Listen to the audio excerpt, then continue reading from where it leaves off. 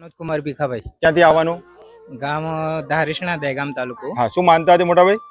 મારા છોકરા હતા ને 15 વર્ષે છોકરો બાબો આપ્યો માતાજી લગ્નના કેટલો સમય થયો? 15 વર્ષ કોઈ સંતાન જ નતું? કોઈ સંતાન નતું. બરાબર. ભાઈ તમે કોને પ્રાર્થના કરી હતી? મેં ખૂંખાર મેલની માનો પ્રાર્થના કરેલી બરાબર.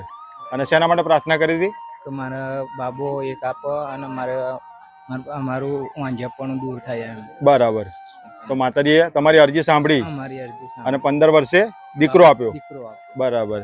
અને કઈ રીતના માનતા રાખી? ઘરે બેઠા કે અહીંયા રૂબરૂમાં આવીને માનતા રાખી? ના, એ મારી બેન એકવાર અહીંયા લાયેલા બતાવવા. બરોબર.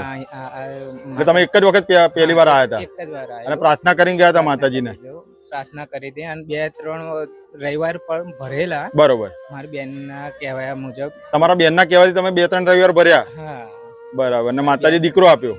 તો 15 વર્ષમાં તમે બીજી કોઈ જગ્યાએ ગયા છો? દવાખાને ગયા છો? હા, બધી જગ્યાએ ગયેલો પણ કોઈ જગ્યાએ સફળતા ના મળી. અને માડીને ખાલી અહીંયા એક વખત તમારા બેન ના કહેવાથી આયા, પ્રાર્થના કરી અને માતાજી દીકરો આપ્યો. એટલે આજે માનતા પૂરી કરવાનું નામકરણ કરવા માટે આયા. હા, નામકરણ. રામ રામ.